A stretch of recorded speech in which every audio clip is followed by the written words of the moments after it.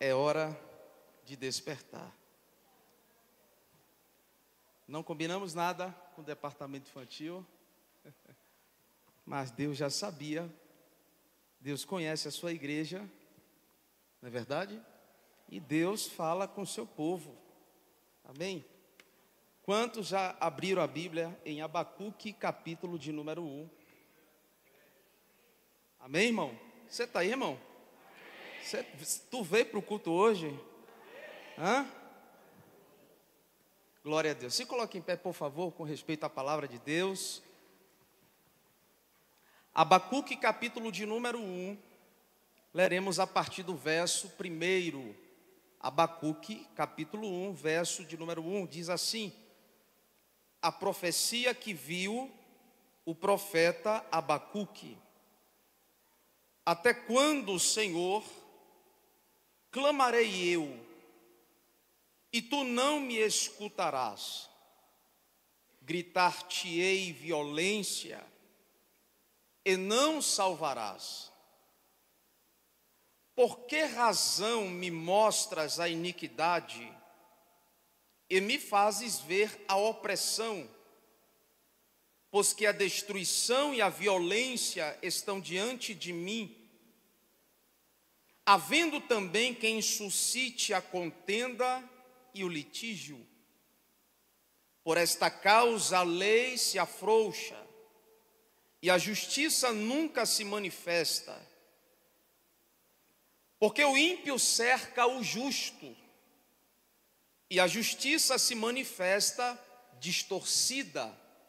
Verso 5: vede entre as nações, olhai, maravilhai-vos e admirai-vos, porque realizarei em vossos dias uma obra que vós não crereis quando for contada. Porque eis que suscito os caldeus, nação amarga e impetuosa, que marcha sobre a largura da terra, para apoderar-se de moradas que não são suas.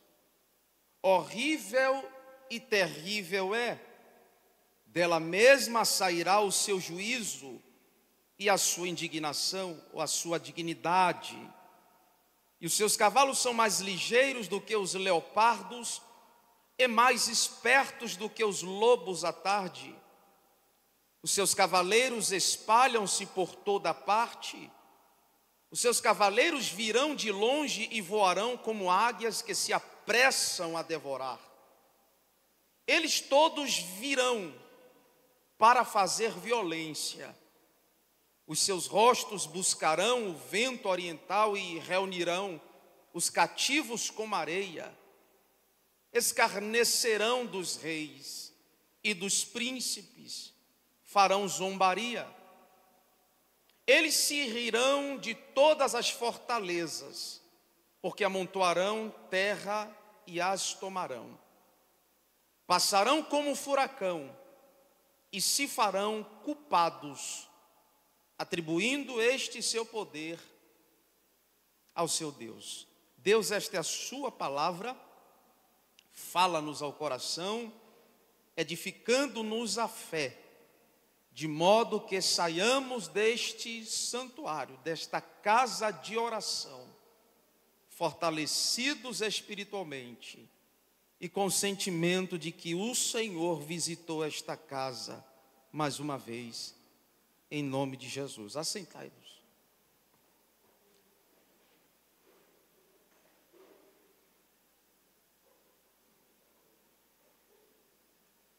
Irmãos, o período em que o profeta Abacuque, ele profetiza, é contemporâneo ao profeta Ezequiel, Daniel,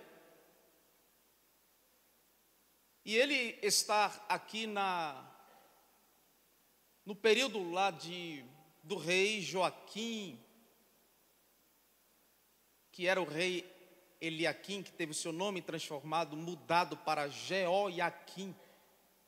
Nesse período, Reino do Sul, duas tribos chamadas Benjamim e Judá, capital Jerusalém, Reino do Sul. Teve uma sucessão de reis pelos quais levaram o povo de Judá à idolatria.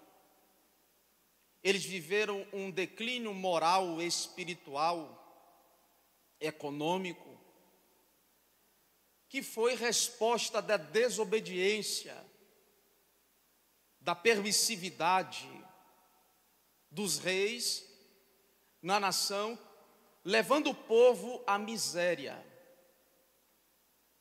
Quando Nabucodonosor sitiou, saqueou Judá, ele deixou poucas pessoas em Judá, a saber, os mais pobres. Ele levou carpinteiros, ele levou pedreiros, pessoas de cargos pelos quais pudessem trabalhar para ele, deixando em Judá somente os miseráveis. Em 2 aos Reis de Israel, no capítulo de número 24, o texto diz que ele deixou poucos em Judá para que viesse plantar vinho, uva, e que viessem lavrar a terra, para que a terra não ficasse esquecida. Eu gostaria que você abrisse a sua Bíblia para nós fazermos uma breve introdução quanto que nós iremos meditar nessa noite, subordinado a esse tema, é hora de despertar.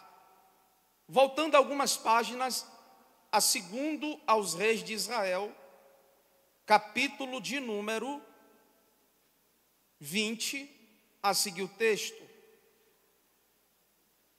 Eu vou começar introduzindo a partir dos dias de Ezequias.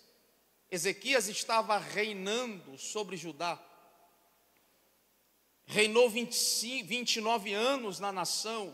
Começou a reinar com 29 anos, com 25, perdoe-me. Reinou 29 anos na nação. Esse rei, ele teve um momento da sua vida em que o profeta Isaías, usado por Deus, libera uma palavra sobre ele a fim de que viesse corrigir toda a sua casa. Deus fala com Ezequias: arruma a tua casa, põe ordem à sua casa. E Ezequias põe ordem à sua casa. Ele estava orando ao Senhor quando estava de chagas, quando dobra o seu joelho e volta-se à parede da sua casa, e enquanto estava saindo do palácio, ainda estava no pátio, Deus fala com o profeta Isaías, falando: volta a Ezequias e diga-lhe que eu ouvi a sua oração e vi as suas lágrimas. É interessante nós observarmos que Ezequias, ele não foi um rei tão miserável quanto os outros reis. A exemplo do rei Manassés. Manassés, que teve o reinado mais extenso em Judá e permitiu em Judá a idolatria, de modo que na nação até os seus próprios filhos ele fez passar diante da morte, entregando os seus filhos a Moloque. Manassés teve um reinado tão pesado, queridos, que não obstante Josias, um dos reis de Judá, na sequência de reis que prevaricavam, que desobedeciam, que permitiam a idolatria, mesmo querendo reformar, trazer a adoração a Judá, Deus não se arrepende da sentença que havia estabelecido sobre a nação de Judá. É por esse motivo que o capítulo 1 de Abacuque, versículo de número 1, algumas traduções vai dizer a sentença que viu o profeta Abacuque. Outras traduções dizem a profecia que viu o profeta Abacuque. O conceito do nome Abacuque quer dizer aquele que abraça. E Abacuque tem uma postura de intercessor. Abacuque tem uma postura de homem sacerdote que se coloca entre o povo e Deus. E ele começa a falar com Deus. Voltando ao contexto histórico, Ezequias recebe embaixadores da Babilônia no seu reinado em Judá. Eu não sei o que Ezequias teve, o que passou pela cabeça de Ezequias naquele dia, que mesmo tendo acrescentado aos seus dias de vida mais 15 anos, ele abre os tesouros do seu palácio, mostra todo o seu reinado, tudo que Deus havia feito através do seu reinado, e mostra para o povo caldeu. Povo este que a partir do versículo de número 5 do capítulo 1, versículo 6 de Abacuque, que é o povo que Deus está permitindo se levantar contra Judá. Ora, Ezequias abre o seu palácio, abre as portas da sua casa, mostra os tesouros, as conquistas que Deus havia entregue ao povo de Judá, ao seu povo, para um povo babilônio, para o povo caldeu. Os embaixadores da Babilônia voltam, certamente conta para Nabucodonosor, para os reis da Babilônia. E o texto segue dizendo: Manassés reina a partir dos 12 anos, reinou 55 anos. Amon reina a partir dos 22 anos, reinou 2 anos. Josias a partir de 8 anos de idade, 31 anos. Joacás reinou a partir dos 23 anos em Judá, apenas reinou 3 meses. Eliaquim, que agora é Jeoaquim, a partir dos 25 anos, reinou 11 anos. Período este do profeta Abacuque, onde Deus permite que os caldeus se levantem, oprimisse o seu povo por causa dos pecados dos reis anteriores e principalmente derramamento de sangue de pessoas inocentes. Tudo começa por uma desobediência. E quando nós lemos um texto como esse, em que o profeta Abacuque, no capítulo de número 1, está consternado, e a expressão da palavra consternado quer dizer desolado, triste. Ele diz: até quando, Senhor, clamarei eu, e tu não me escutarás? Até quando? Por quanto tempo eu vou clamar? Parece que o profeta Abacuque está olhando para os seus dias, obviamente. Olha ao seu redor e percebe o histórico dos reis. E se você observar, a cada rei que reinou em Judá, quanto mais males provocava a nação, o texto diz: segundo fizeram os seus pais, andou nos caminhos de seus pais, segundo seus pais ensinaram. É comum o filho andar no caminho dos pais, e os reis não ensinavam os seus filhos o caminho que deveriam andar. É interessante nós observarmos que nos dias de Josias restabelece a memória ao povo, e ele estabelece a Páscoa mais uma vez à nação de Judá. A Páscoa do hebraico quer dizer Pesach, passar por cima, que tem uma representatividade, a lembrança do povo de Israel, o povo hebreu, de quando saíram da terra do Egito e passaram pelo deserto, a pés enxutos pelo Mar Vermelho, e passaram pelo deserto, contemplando a mão de Deus se estendendo sobre eles. Ele restabelece isso, e Deus havia estabelecido sobre o seu povo que eles comemorassem a Páscoa para jamais esquecerem de onde Deus havia tirado o seu povo. Porque no dia que o espírito da morte veio, ceifou os primogênitos na terra do Egito, Deus mandou que passasse o sangue de cordeiro nos umbrais das portas da casa de cada hebreu. E assim foi estabelecido por Deus. Agora está Josias restabelecendo a memória de onde eles saíram para seu povo. E eles começam agora a adorar o Senhor.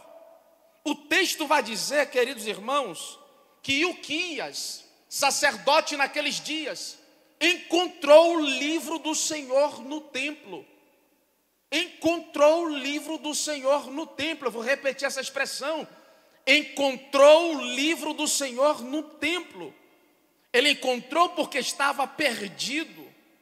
E a pergunta é: como pode o livro do Senhor estar perdido no templo?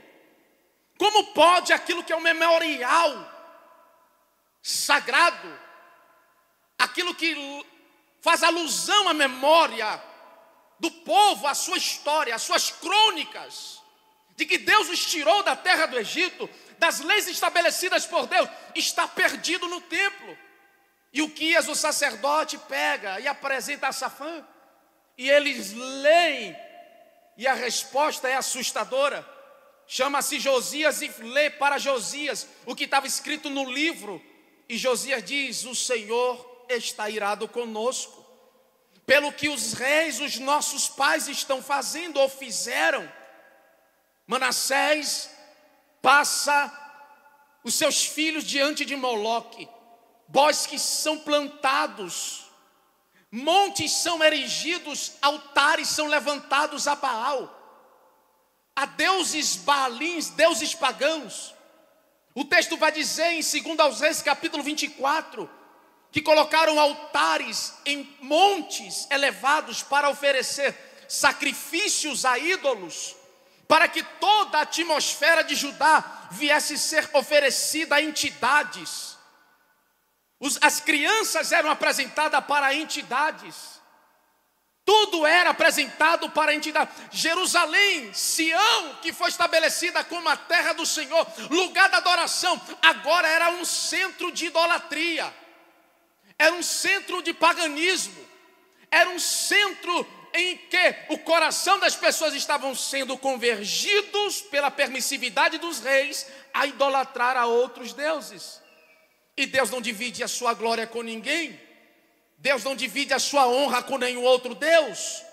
E agora Josias lê, ou melhor, ouve o texto, e o seu coração agora está totalmente alarmado com aquilo que leram acerca da lei. Eles consultaram uma profetisa, manda levar agora o texto para a profetisa Ulda. A profetisa Ulda tem agora um direcionamento de Deus, pois o texto diz lá em parêntese que ela habitava lá em Jerusalém, e só recebe revelação de Deus quem habita e quem permanece em Jerusalém. Lembra lá em Lucas 24:49 que Jesus falou: fiquem em Jerusalém, até que do alto vocês sejam revestidos de poder. Ulda permanecia em Jerusalém. Ulda estava lá em Jerusalém. E ela diz: o Senhor manda dizer a vocês que Ele vos visitará pelo pecado de vossos pais. Só que Josias agora se arrepende. Josias provoca em Jerusalém, em Judá, uma reconstrução, uma reforma. Ele começa a buscar a face do Senhor. E no capítulo de número 22, a partir do versículo de número 17, o texto diz assim, profecia da profetisa Ulda: porquanto me deixaram e queimaram incenso a outros deuses, para me provocarem a ira, por todas as obras das suas mãos, o meu furor se acendeu contra este lugar e não se apagará. Olha o que Deus está afirmando.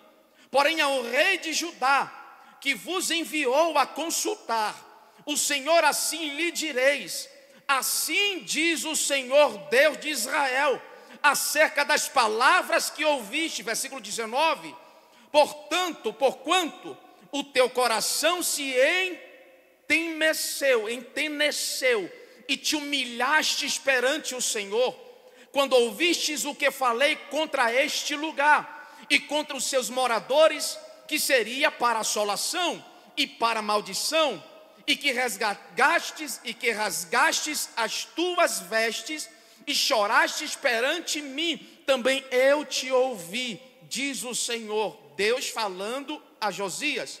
Por isso eis que eu te recolherei a teus pais, e tu serás recolhido em paz, a tua sepultura e os teus olhos não verão todo o mal que hei de trazer sobre este lugar. Então tornaram a trazer o rei a resposta. No capítulo 23, a partir do versículo de número 1, ele provoca uma reforma. Ele traz o coração do povo a adorar a Deus. Perceba que o cenário que o profeta Abacuque é contemporâneo aqui, tá? O cenário que o profeta Abacuque está alarmado, ele está dizendo assim: até quando eu clamarei? Eu vejo violência, e a raiz da palavra violência no hebraico aqui quer dizer, eu vejo derramamento de sangue. Abacuque está falando, crianças estão morrendo, sangue inocente está sendo derramado, o povo está corrompido. E ele está falando, por quanto tempo eu terei que clamar? Por quanto tempo eu terei que estar diante do povo e Deus? Ele abraça uma causa, não obstante haver o que estava vendo. E o capítulo 23, a partir do versículo 1 diz assim: o rei ordenou a todos os anciãos de Judá, eu vou ler rápido, queridos, de Jerusalém, e se reuniram a ele. O rei subiu à casa do Senhor, com ele todos os homens de Judá, também todos os moradores de Jerusalém, os sacerdotes, os profetas, todo o povo, desde o menor até o maior. Então leu aos ouvidos deles todas as palavras do livro da aliança que se achou na casa do Senhor. Ou seja, o livro que estava perdido dentro do templo foi lido diante dos profetas. Lembra lá do dia do sacerdote Eli? Não havia palavra.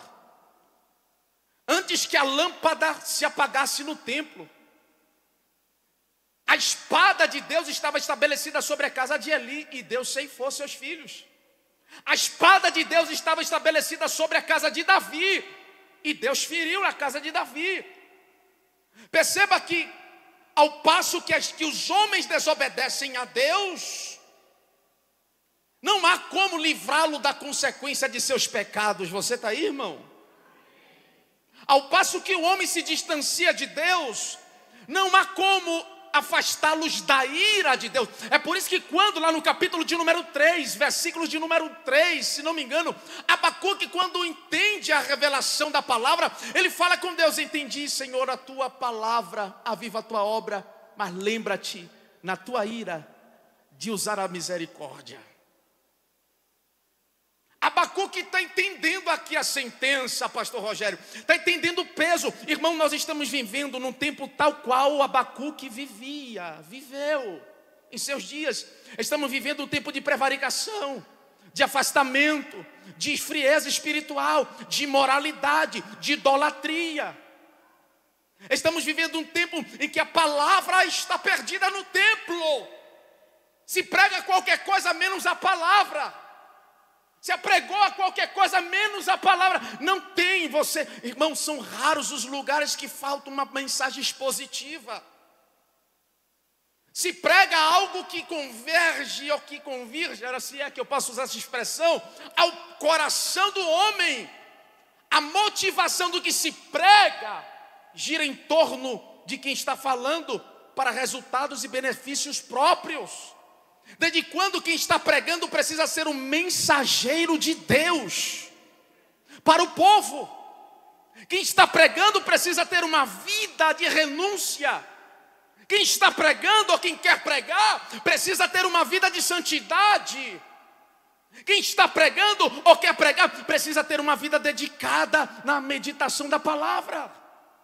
E ele está dizendo aqui até quando? Porque ele está meditando em tudo que está acontecendo. Ele está clamando, até quando ou por quanto tempo eu vou ter que clamar? Por quanto tempo eu vou ter que ver tudo isso?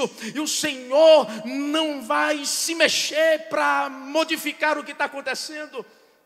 E quantas vezes eu e você estamos assim, perguntando a Deus, por quanto tempo, por quanto tempo, por quanto tempo? Josias agora está restabelecendo a atenção dos sacerdotes, dos profetas, a palavra que estava perdida no templo, a palavra que estava perdida no culto. Ele está agora chamando a todos, venham. E o rei mandou que o sumo sacerdote Ilquias, os sacerdotes da segunda ordem, e os guardas do umbral da porta tirassem do templo do Senhor todos os vasos que tinham sido feitos para Baal, para o bosque e para todo o exército dos céus. Então os queimou fora de Jerusalém, nos campos de Cedron, e levou o pó deles a Betel. Também destruiu os sacerdotes idólatras, que os reis de Judá estabeleceram para incensarem sobre os altos da cidade de Judá, e ao redor de Jerusalém, como também os que queimavam incenso a Baal, ao sol, à lua, aos planetas, e a todo o exército dos céus. Versículo 6, capítulo 23 diz assim: também tirou da casa do Senhor o ídolo do bosque, levando-o para fora de Jerusalém até o ribeiro de Cedron.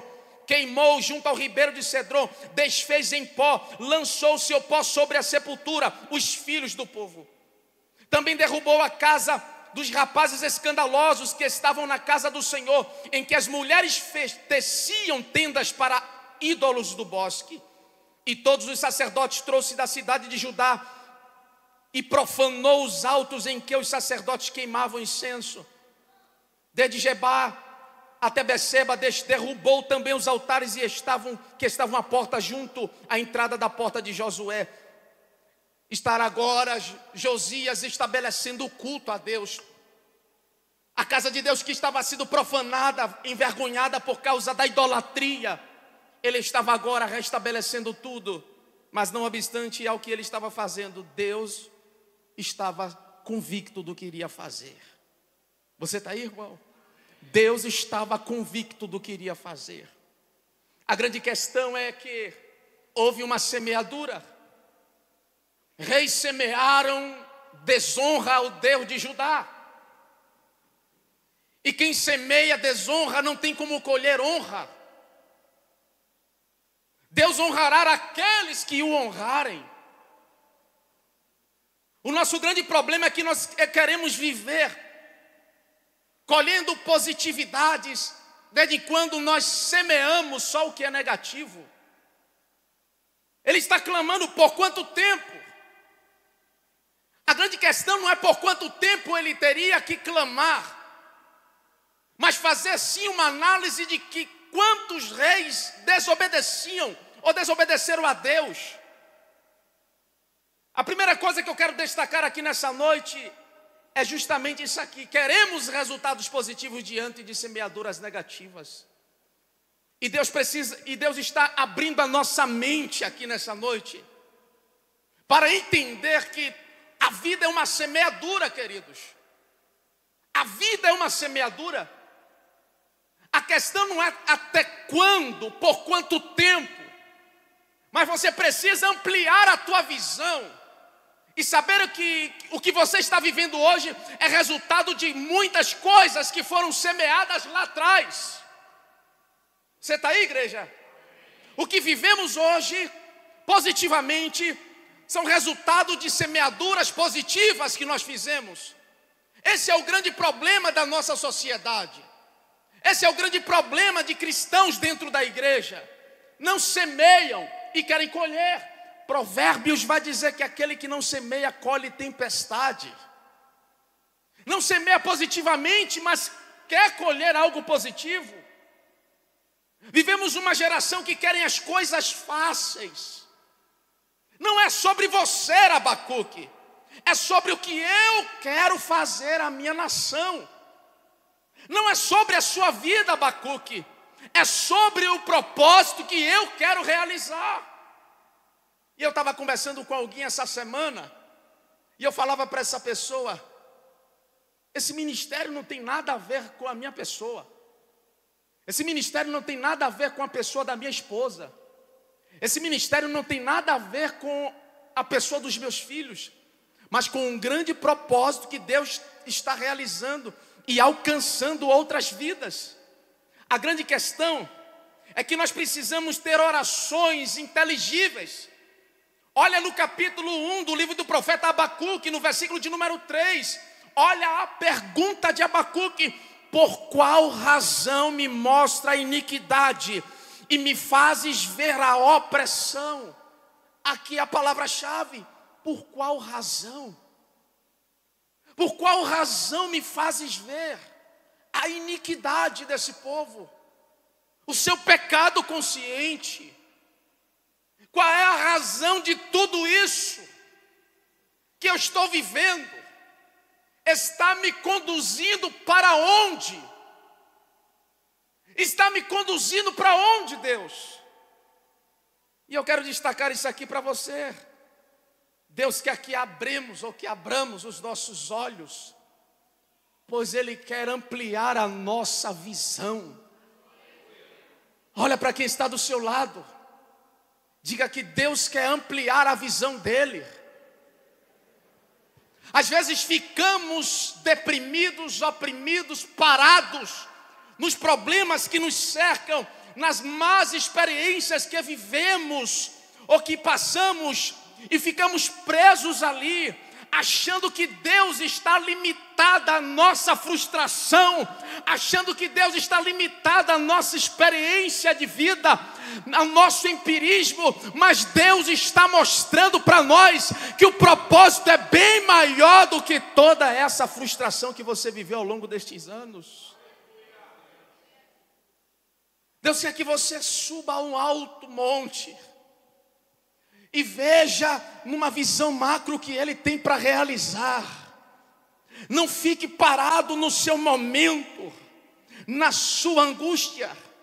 Lembra do profeta Elias, entra numa caverna e ele fala: Senhor, estão matando os seus profetas, estão derribando os teus altares, não tem mais ninguém para profetizar em Israel, só eu sobrei dos profetas.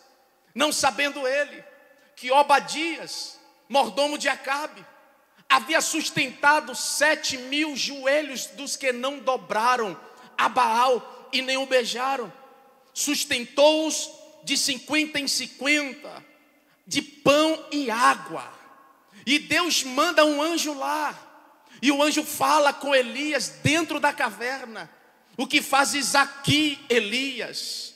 Come e bebe, porque longa é a tua jornada.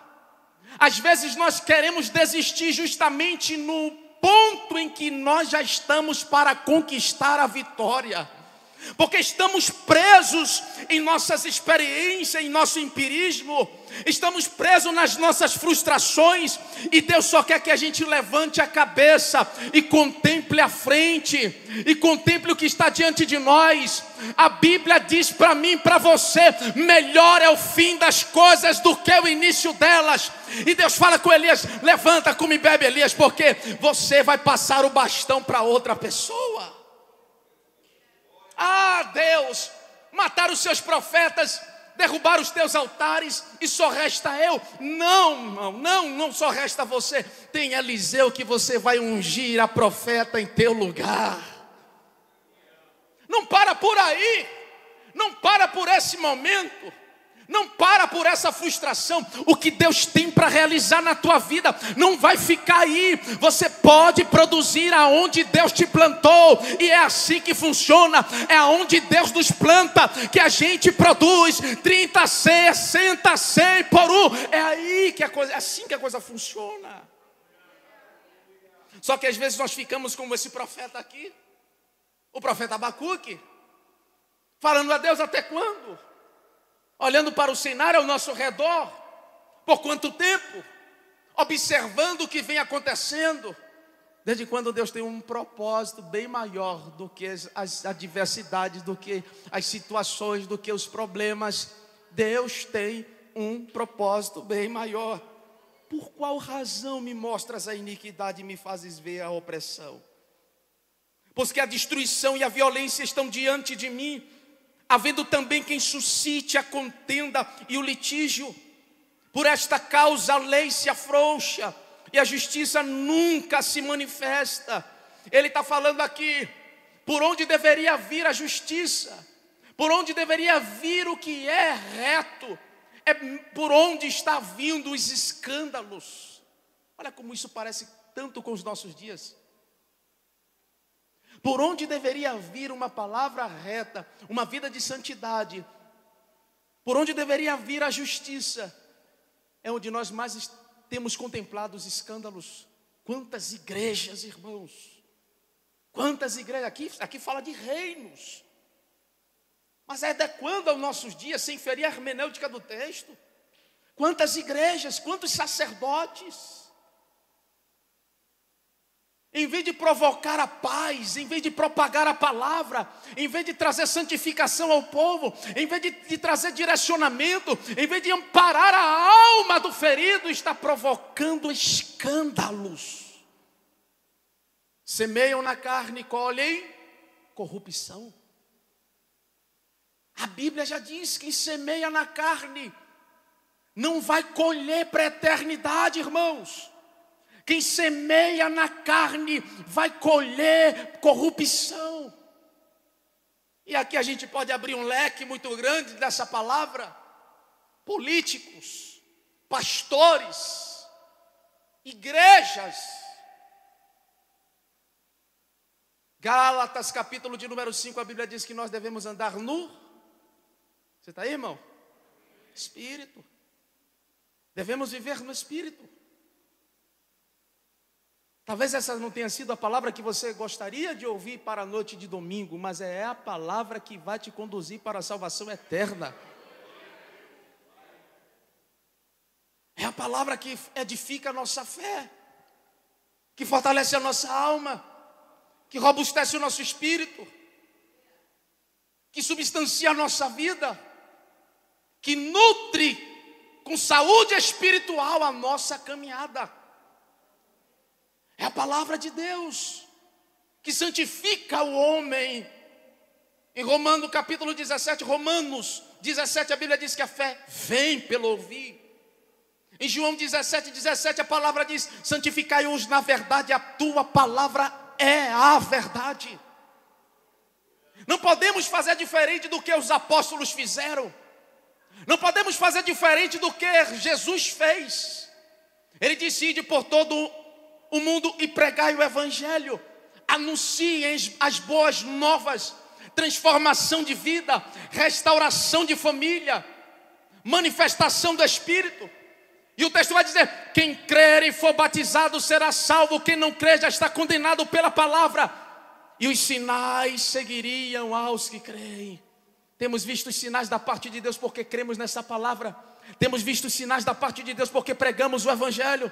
Temos visto os sinais da parte de Deus porque propagamos o Evangelho. Por onde quer que nós cheguemos, temos pregado essa palavra. Essa palavra não vai deixar de ser pregada. Essa palavra tem que ser pregada até que Ele volte. Essa palavra tem que impactar a tua alma. Essa palavra tem que provocar sede no teu coração. Essa palavra tem que motivar a tua vida. Essa palavra tem que nortear a sua alma. Essa palavra tem que ser lâmpada para os teus pés, luz para o teu caminho. Essa palavra precisa santificar a tua mente. Esta palavra precisa mudar a tua forma de pensar. Esta palavra precisa confrontar a vida de pecado que você vive. Esta palavra precisa trazer prumo e te colocar no centro, no eixo da vontade de Deus. Esta palavra precisa mudar a vida do indivíduo.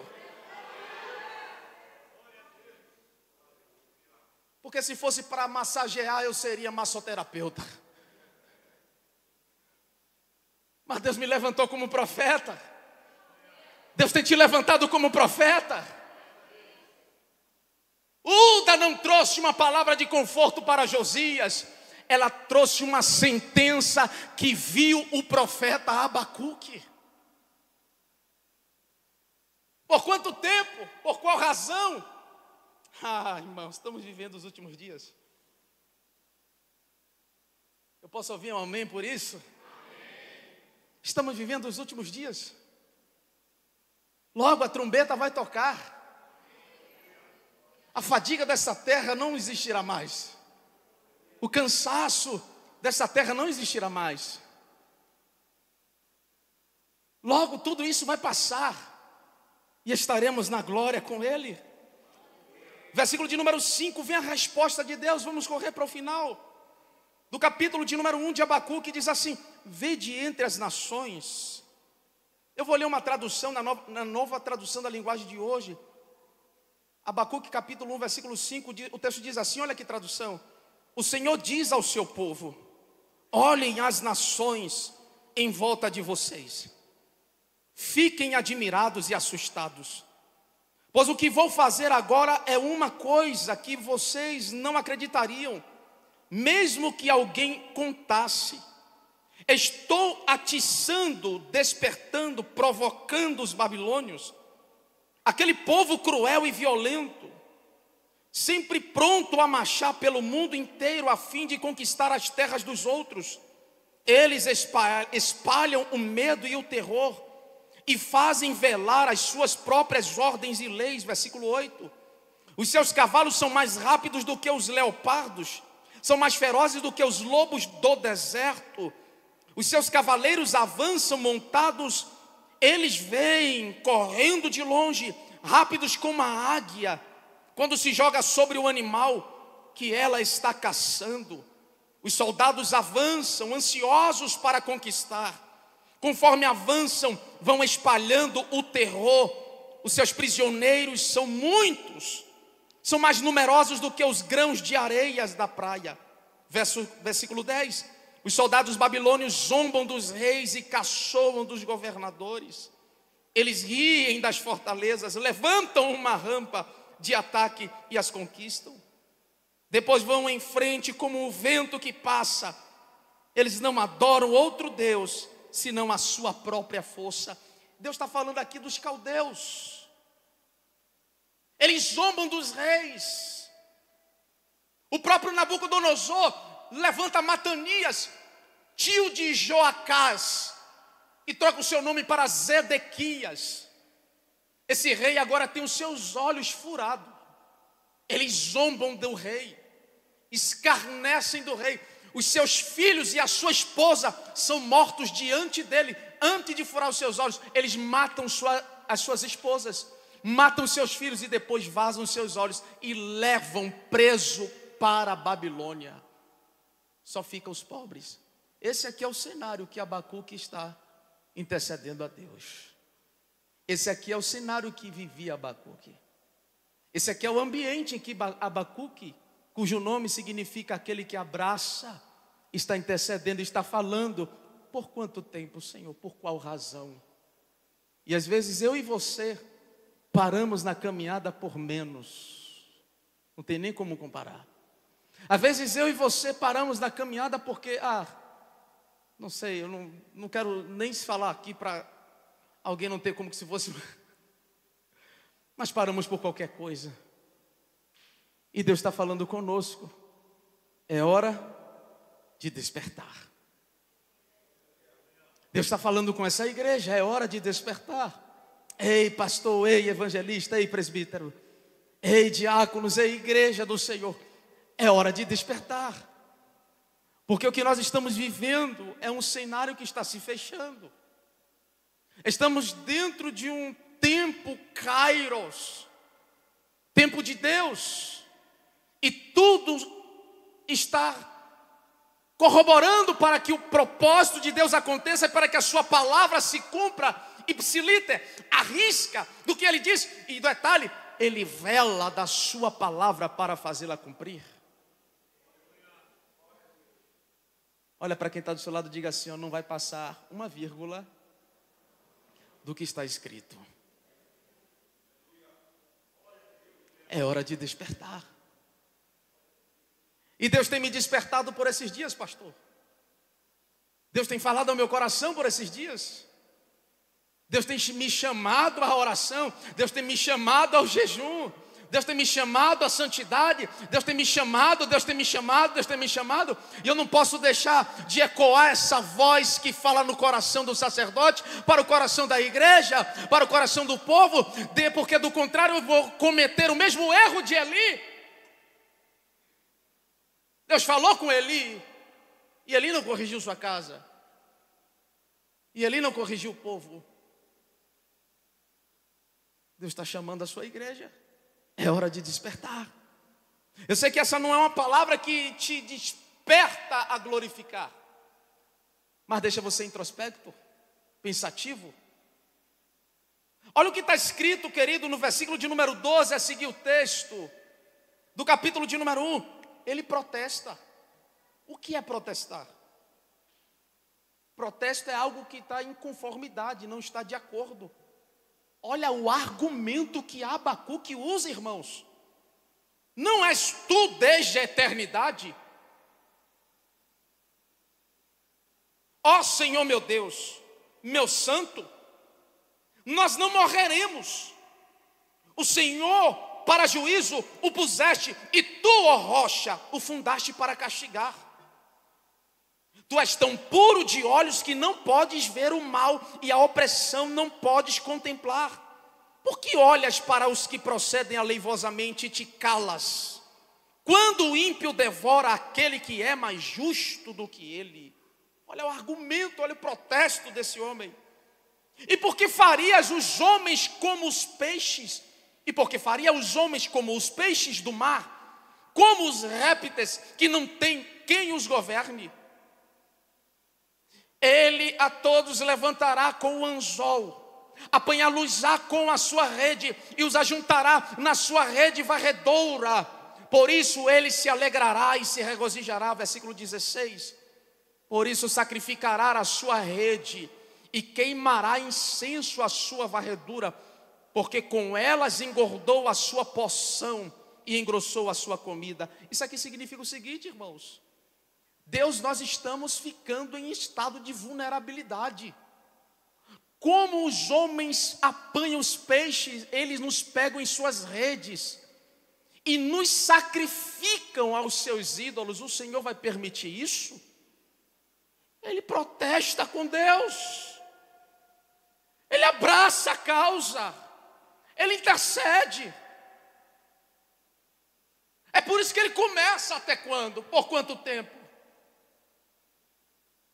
E aqui nós aprendemos que Deus quer que nós abramos as nossas visões, a nossa visão, para entender o seu trabalhar, para perceber o que Ele está fazendo, porque não é relacionada somente a mim, nesse momento, as minhas frustrações, as minhas expectativas, aos meus anseios, aos meus projetos, é sobre um projeto bem maior do que eu. Eu vou citar logo essa parte. O que Deus quer é responder às minhas queixas. Mas Deus só vai responder às minhas queixas quando eu estiver no lugar certo.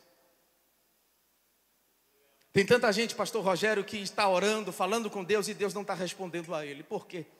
Porque ele ainda não está no centro da vontade de Deus. Ele ainda não percebeu o que Deus quer dele. Ele está perdido. Ela está perdida. Olha o que esse homem fala no capítulo de número 2. Sobre a minha guarda estarei. Sobre a minha guarda estarei. E sobre a fortaleza me apresentarei. E vigiarei para ver o que falará a mim e o que eu responderei quando eu for questionado. Quando eu for questionado, responderei a Deus enquanto vigiar na fortaleza que eu estiver. De trás para frente. Por-me-ei na minha torre de vigia, para ver o que fala comigo o Senhor quando eu for questionado. Quando eu for questionado, o Senhor falará comigo e eu responderei a partir do momento que eu estiver em vigilância. O que é que Deus quer de você? Posicionamento. O que Deus quer de você é que você esteja no lugar exato que Ele quer que você esteja. Talvez esse lugar não seja geográfico, mas entender em Deus quem é você. O que é que eu preciso? Eu preciso orar. O que é que eu preciso? Eu preciso jejuar. O que é que eu preciso? Eu preciso ler a palavra, meditar nela. O que é que eu preciso? Aleluia! Eu preciso esperar e descansar no Senhor. Todo crente sabe muito bem qual é o seu lugar em Deus. Todo crente sabe muito bem quando sai da presença de Deus. O que eu não devo fazer, eu sei. Agora o que eu devo fazer, eu sei. Essa conversa de que eu não sei o que é que Deus tem na minha vida, essa conversa de que eu não sei o que é que Deus vai fazer através de mim, isso é conversa de quem não ora, de quem não lê a palavra, de quem não jejua, de quem não tem comunhão, de quem não tem intimidade. Eu vou dizer uma coisa para você: ao passo que você se aproxima dele, ele se aproxima de você. Ao passo que você se relaciona com ele, ele se relaciona com você. Ao passo de que você aceita a proposta dele para a tua vida. Qual é a proposta, pastor? Uma vida de renúncia, uma vida de santidade, uma vida de dedicação, uma vida de prioridade ao seu reino, porque está em Mateus 6,33: buscai primeiro o reino dos céus e a tua justiça, as demais coisas vos serão acrescentadas. Quando eu sei qual é a minha postura em Deus, que é de buscá-lo, priorizá-lo, as demais coisas acontecem. Olha o grilo.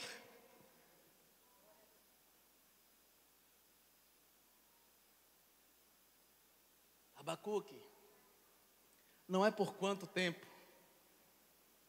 A razão pela qual é que ele quer abrir a tua visão. E abrir a tua visão é expandir a sua mente. E expandir a sua mente é trazer uma mudança de mentalidade. É fazer você enxergar que nesse processo o propósito é bem maior. Você está aí, irmão? Vamos falar, vamos finalizar. Eu me colocarei na torre. Versículo 2 do capítulo 2 diz assim: então o Senhor me respondeu e disse: escreve a visão e torna bem legível sobre tábuas, para que a possa ler quem passa correndo. Porque a visão é ainda para o tempo determinado, mas se apressa para o fim, e não enganará. Porque tudo que Deus fala, Deus se tardar, se porventura achar que está tardando, espera, porque certamente virá, não tardará. Tudo que foi ou que é estabelecido por Deus, vem no seu tempo, na sua hora. O meu tempo, Cronos, diz para mim que demora. Mas ao Deus, que é dono do tempo, que é dono de todas as coisas, Ele faz as coisas acontecerem na sua hora, no seu momento. Você sabe do que se traduz kairós? Momento oportuno. Momento favorável. Se não acontecer no momento oportuno, não será oportuno, me permita a redundância, para você.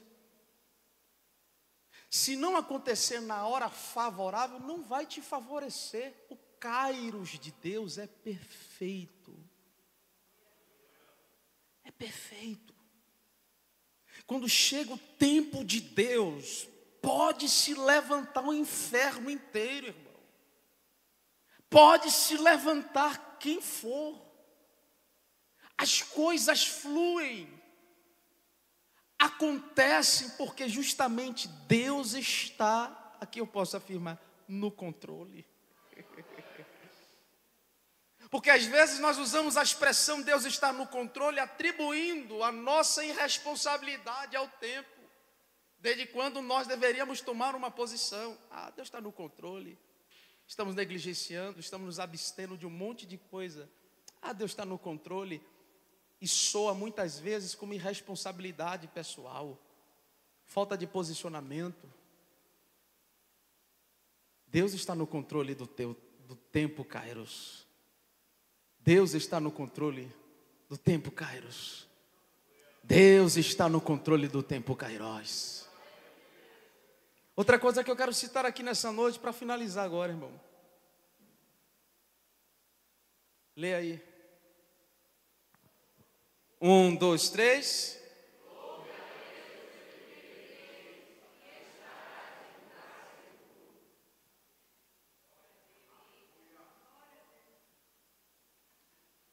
O texto que nós lemos leva o profeta a questionar.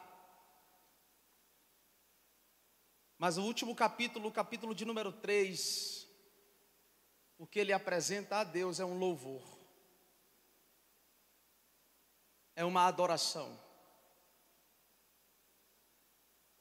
O que ele apresenta a Deus, numa linguagem poética, é adoração, é louvor, é música, é um cântico.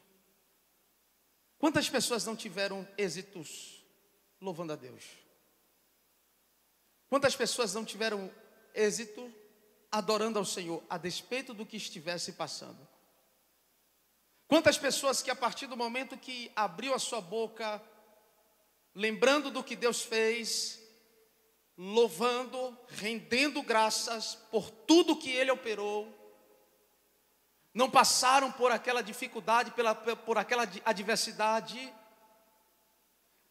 como que se tivesse anestesiado naquele momento, sendo uma luta que poderia fazer qualquer pessoa perder o equilíbrio, mas você estava adorando, mas você estava louvando, você estava glorificando, e alguém olha para você e diz: eu não entendo como é que ainda assim ele adora, eu não entendo como é que ainda assim ela glorifica. O texto vai dizer lá em 2 aos Reis que nos dias de Zedequias teve fome. Os caldeus estavam rodeando Judá, abriu trincheiras. Por 2 anos eles estavam ao redor de Judá. E houve fome de tal forma que abriram uma rotura no muro de Judá. E o rei Zedequias foge para buscar comida. É nesse tempo que Abacuque vai dizer aqui: ouvi, Senhor, a tua palavra e temi. Aviva, ó Senhor, a tua obra. Aviva, ó Senhor, a tua obra. Eu vou ler na tradução linguagem de hoje, nova tradução linguagem de hoje. Ó Senhor, ouvi falar do que tens feito e estou cheio de temor. Faze agora em nosso tempo as coisas maravilhosas que fizeste no passado, para que nós também as vejamos, mesmo que estejais irado.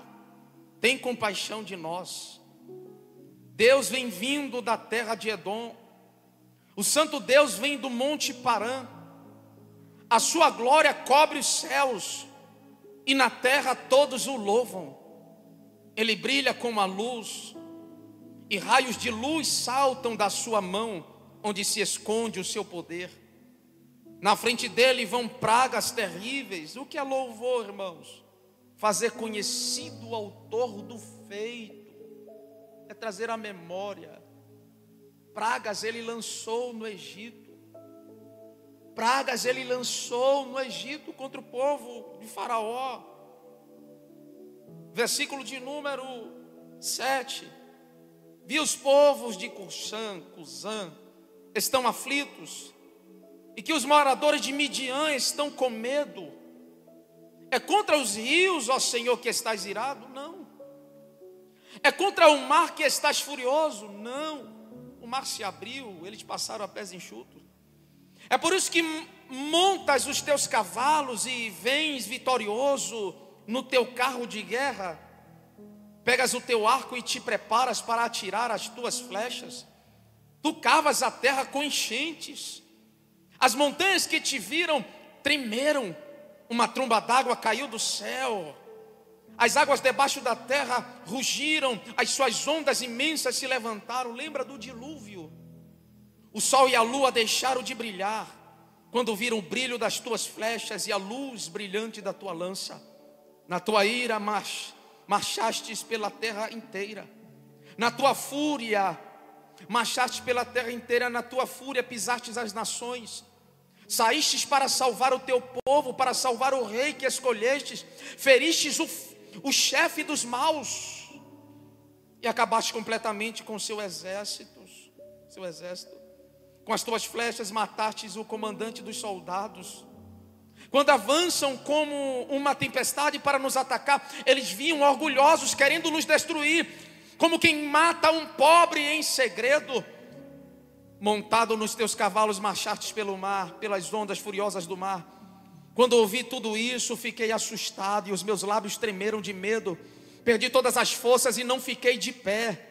Portanto, vou esperar tranquilo o dia em que Deus castigará aqueles que nos atacam.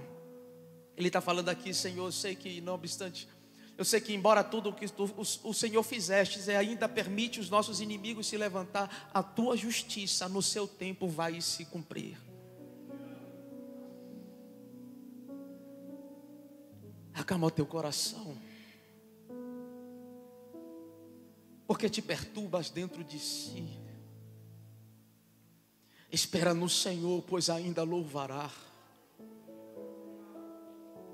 Traga à sua memória o que lhe pode trazer esperança. Não lembra do que Deus já fez desde o dia que o aceitou?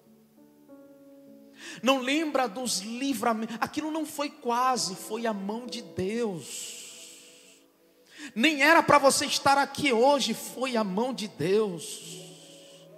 Não era para ser daquele jeito, mas Ele permitiu para trabalhar em você, para trabalhar na tua casa, para trabalhar na vida dos teus filhos.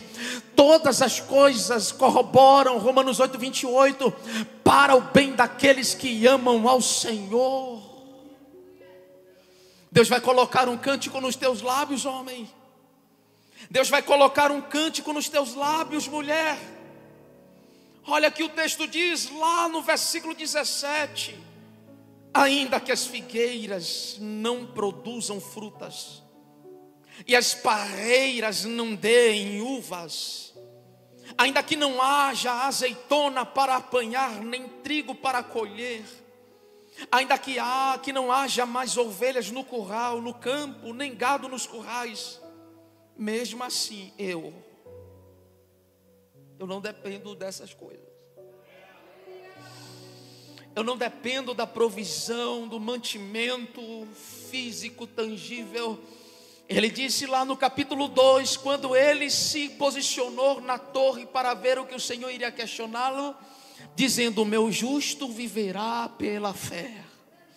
E ele entende que todo esse processo, que toda essa dor, que toda essa angústia leva-o a viver acima das expectativas humanas. E ele pode afirmar: ainda que não haja, ainda que não tenha, todavia eu no Senhor me alegrarei nele. Porque pode faltar pão, pode faltar dinheiro, pode faltar roupa, pode faltar calçado, pode faltar gasolina, pode faltar o carro, pode faltar o salário, mas nada destas coisas poderão te afastar da presença daquele que te chamou, que te fortalece, que te capacita. Você serve a um Deus que cuida dos lírios do campo. Você serve a um Deus que tem morada para os pardais. Quanto mais Ele não fará sobre vós, você vale muito mais do que muitos passarinhos.